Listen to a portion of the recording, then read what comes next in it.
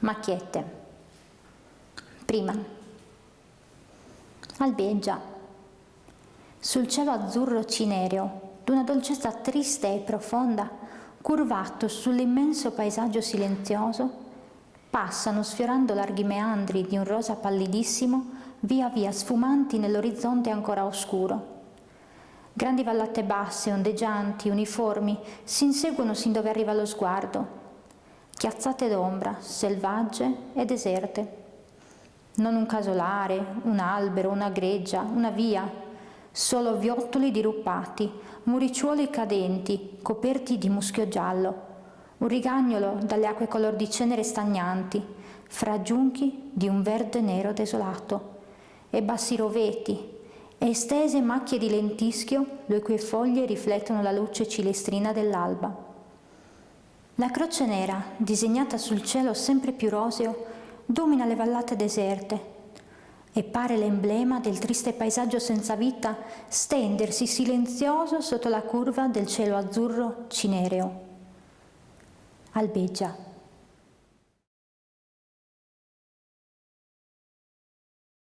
Seconda. Sotto il bagliore ardente della meridiana, la cantoniera bianca dal tetto rosso tace. Dorme. Le finestre verdi guardano pensose sullo stradale bruciato dal sole e giù dal cornicione di un turchino slavato calano frange d'ombra d'una freschezza indescrivibile. Lo stradale bianchissimo, disabitato, dai mucchi di ghiaia sprizzanti scintille al sole, serpeggia per una vasta pianura coperta di boschi di soveri.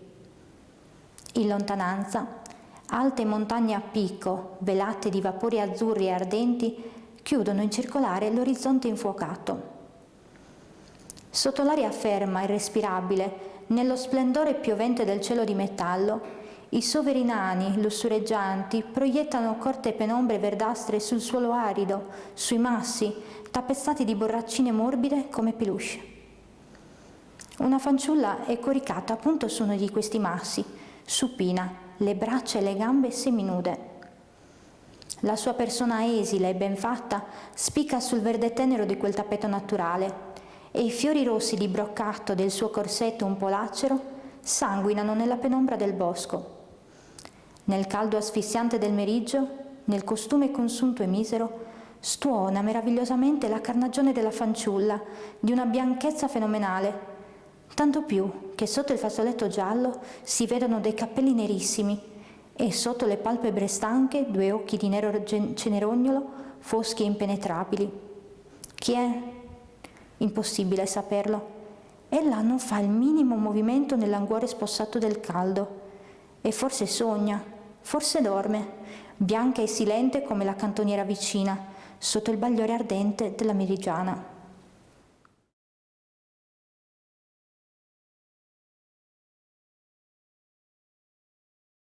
Terza. Il sole tramonta. Dal villaggio in festa giunge un rumore confuso, vago e lontano, sino alla stanzetta tranquilla della casa del contadino. La finestra è aperta sul poggiuolo di mattoni crudi, su cui tremola alla brezza del tramonto una povera pianticella di basilico, che pare sorrida anch'essa, benché sola e dimenticata, fra la letizia dei casolari neri e del cielo d'oro. Oh, i luminosi orizzonti! La vallata verde circonda il villaggio e la vegetazione in fiore e olezza e risplende fra la nebbia ignea del sole al declino. Dal piccolo poggiolo di mattoni crudi si domina una viuzza strettissima e altre casette piccine annerite dal tempo, i tetti muschiosi, via salienti sino al vecchio maniero spagnuolo, la cui facciata di stile moresco rosseggia in viso all'ovest, gli spalti cadenti perduti fra gli splendori del cielo, come il ricordo della triste dominazione aragonese nella luce dei nuovi tempi. Nella casetta più vicina al poggiolo, la porticina nera è chiusa, ma al di fuori sta appesa una corona di fichi dissecantisi e sul davanzale della finestruola un gatto dalla schiena tutta bruciacchiata contempla solennemente sulla via, dove passa solo una donnina in costume, dal viso color di rame, allacciandosi bene il corsetto di panno giallo e di velluto viola cesellato. Dentro la stanzetta del poggiolo, un giovine, anch'esso in costume, piglia il caffè. Ha posato la chicchera verde sulla cappa di una specie di vecchio camino e ritto, dandosi le spalle alla finestra, beve a centellini la prediletta bevanda. È malato, ma sul suo viso biondo, pallidissimo, da convalescente, sta dipinta un'intima voluttà, il benessere di chi si riaffaccia pieno di speranza alla vita dopo una lunga malattia. Il letto di legno, dalle coperte di percalla a fiorami arabeschi, basso e duro, ma con una fisionomia tranquilla, tipica, diremmo quasi sonnolenta, le sedie grigie, il rozzo guardaroba rosso, la cassa nera di legno scolpito a strani fiori e animali antidiluviani, la tavola coperta da un tappeto bianco, adorna di vassoi e chicchere, tutto sorride intorno al giovine contadino convalescente, nella pace beata della povertà felice, nella luminosità del tramonto di rosa. In alto, sulle pareti tinte di calce, una innumerevole fila di quadretti a vivi colori scintillano suavemente nel pulviscolo d'oro, e i vecchi vetri della finestra ardono come lastre di orpello al riflesso del sole che tramonta.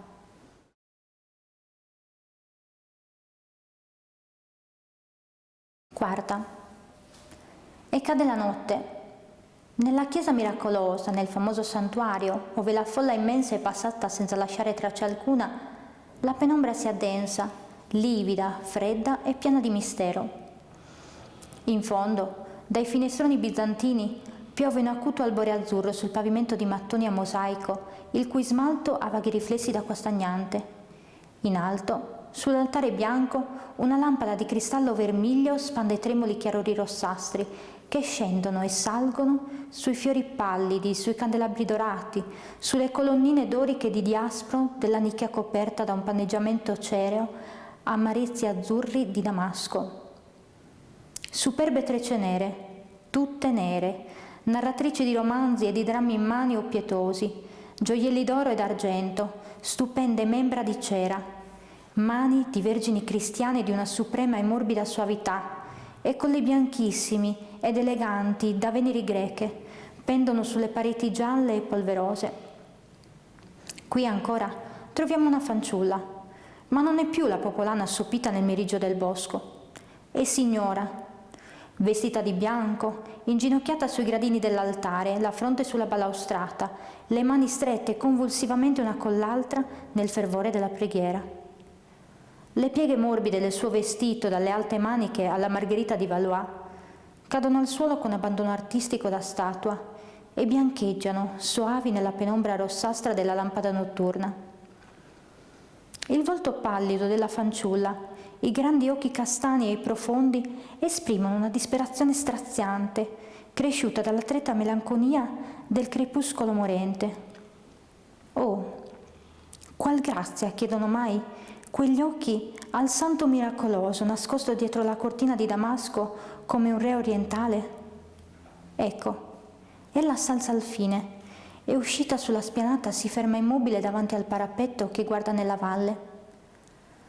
Sul cielo tinto di crocco e di smeraldo si elevano i monti neri e la luna spunta fra le loro creste frastagliate.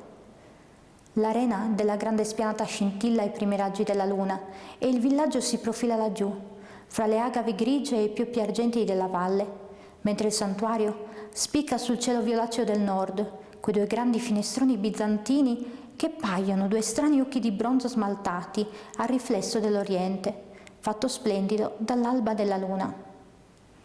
Dietro le terre di mezzanotte, immense campagne oppime, valli dirupate in cui rughia il torrente e montagne sulle cui cime domina la leggenda, si stendono vaghe e indistinte come un sogno nella luce vaporosa dell'ultimo crepuscolo, e i forti borghi solitari riposano fra i lenti schicci neri della pianura o sui greppi neri delle rupi scoscese.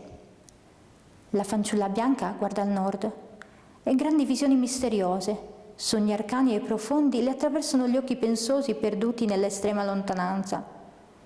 E il suo volto pallido, il suo vestito marmoreo paiono d'argento nella nivea luminosità della luna, sempre più bianca e fulgida a misura che cade la notte.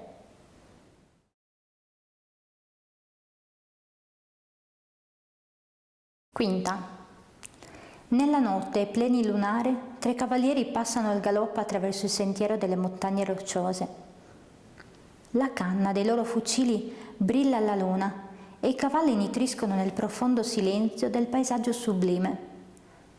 Lontano, le nuvole salgono dal mare di madreperla, sottilmente pennellato nell'estremo orizzonte. Salgono lente sul cielo d'orpello del plenilunio, azzurre e diafane sul fondo bianco dell'infinito. Sulle cime delle alte montagne rocciose la neve disegna un profilo iridato, fantasmagoriche marmoree e miniature d'oro degne dei versi d'Ain, ma le querce annose fremono al vento di tramontana che sussurra tetre leggende e storie di sangue fischiando fra le gole diruppate e le grotte di granito. Il sentiero, asprissimo, attraversa tortuoso le rupi immani e i macigni neri che assumono fantastiche forme di torri gottiche rovinate e di dolmen coperti d'edera e di rubi, è reso più pericoloso e pittoresco dalla luce della notte. Sotto il bosco i raggi della luna piovono a fasci come getti di diamanti, proiettando aurei arabeschi e damaschinature orientali sulle felci bionde ondulate del vento. Attraverso le querce brune il cielo lunato ha un aspetto così incantato coi suoi gemi splendori che richiama al pensiero i cieli impossibili delle novelle da fate. E i ciclamini, i verbaschi, l'usnea dei tronchi impregnano l'aria di un acuto profumo da foresta tropicale. Oltre i tre cavalieri che attraversano il sentiero, neri, muti, avvolti nei loro cappotti bruni dal cappuccio a punta, come cavalieri erranti da epopea medievale, un piccolo mandriano con la sua greggia popola ad un tratto la solitudine infinita delle montagne. Seduto sotto una rupe, insensibile al vento che fischia nel limpido plenilunio, guarda le pecore pascolanti nella notte chiara, intento al loro tintinnio monotono e melanconico vibrante, fra i burroni erbosi e le pietre muscose, fra le eriche selvagge e i tronchi divelti della procella. Il piccolo mandriano è brutto, il volto oscuro come l'albagio del suo ferraiuolo, ma nei suoi occhi cuprei, dal bianco azzurrino e l'iride piena di languore profondo, splende un raggio pensoso che è tutta una rivelazione. Forse il piccolo pastore è già un poeta e nell'interno della sua mente vergine e selvaggia, come le montagne rocciose su cui scorrono i suoi giorni deserti, gusta più che qualsiasi artista colto e fine la poesia ineffabile, piena di voluttà sovraumane e spirituali, del silenzio azzurro dell'alta notte plenilunare.